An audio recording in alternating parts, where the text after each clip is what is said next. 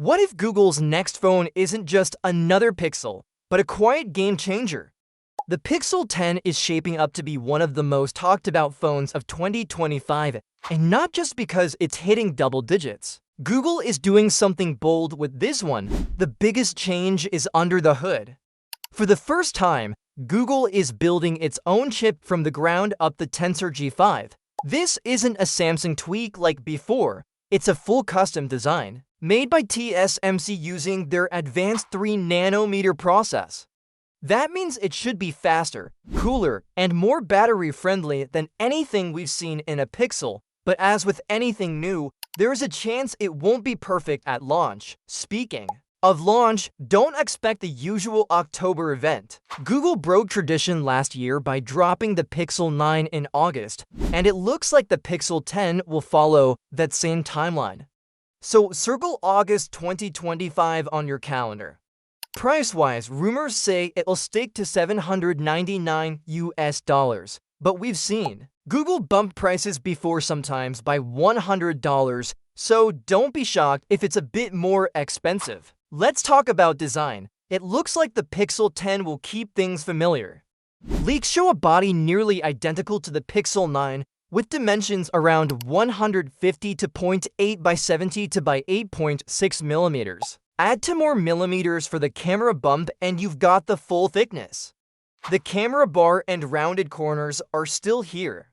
Color options include a bright ultra blue, a soft yellow cold limoncello, iris, and classic midnight. If you're hoping for a big redesign, this probably isn't it. On the front, it's the same 6.3-inch OLED display, full HD resolution of 1080 by 2424, 20:9 ratio, and 120 Hz refresh rate. The Pixel 9 hit 2700 nits of brightness, and the Pixel 10 might push that a bit further. Google's also working on reducing flicker to help users who get eye strain from PWM dimming. Now onto performance. The phone should come with 12 GB of RAM and storage options of 128 or 256 GB. Charging could stay fast, thanks to 45-watt wired and 15-watt wireless options. If Google adds Qeta support this time, wireless charging will be more efficient and generate less heat. Battery size might stay at 4,700 mAh, giving more than 24 hours of use and up to 100 hours in power-saving mode. Now the cameras. A third rear camera is expected, a new 11-megapixel telephoto lens, which could help with zoom and macro shots. However, the other sensors might actually be a step down from the Pixel 9. Leaks suggest a 50-megapixel Samsung G8 for the main camera, and a 13-megapixel Sony IMX7 II for the ultra-wide, both seen in cheaper Pixel phones. Still, Google's software could save the day. Thanks to the Tensor G5, new tools are expected, like Speed to Tweak for quick photo edits and Video Generative ML for easy video touch-ups.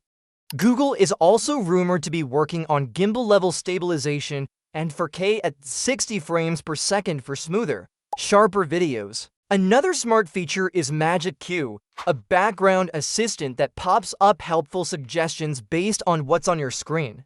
And just like with the Pixel 9, the Pixel 10 will get 7 years of updates. On the network side, there's a surprise. Google might use a MediaTek T9 OO modem instead of the usual Qualcomm or Samsung versions. That could boost 5G performance, but it's a bit of a gamble.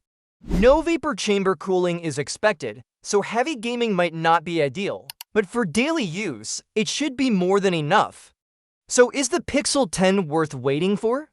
If you want to try out Google's first fully in-house chip, better video features, and smarter AI tools, then yes. But if you're after a big design refresh or budget pricing, this might not be the one. What are your thoughts? Will you upgrade? Leave a comment, like the video if this helped, and hit subscribe so you don't miss what's coming next. What if your phone could not only see the world around you, but actually understand it in real time?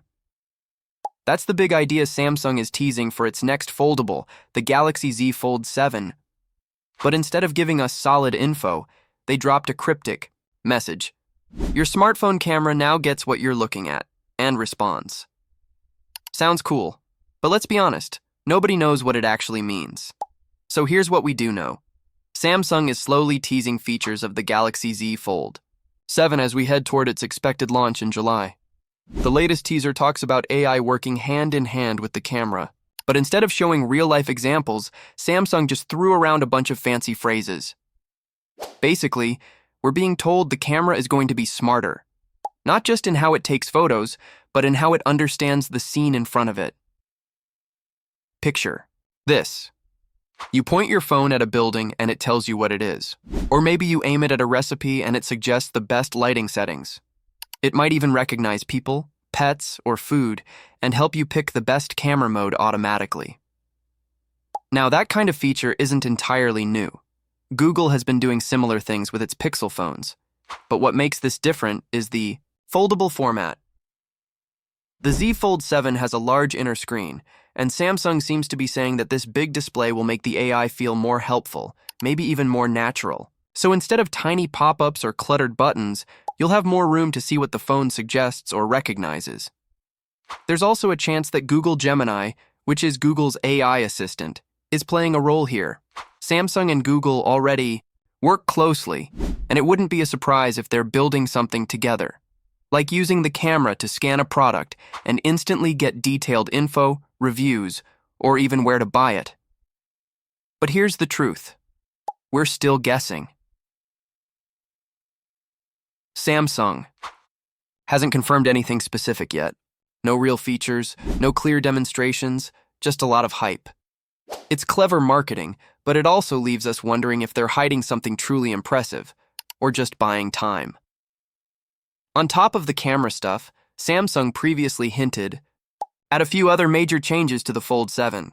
They've said it'll be their thinnest, lightest, and most durable foldable ever. That alone could be a huge step forward, especially for people who found the earlier models a bit bulky.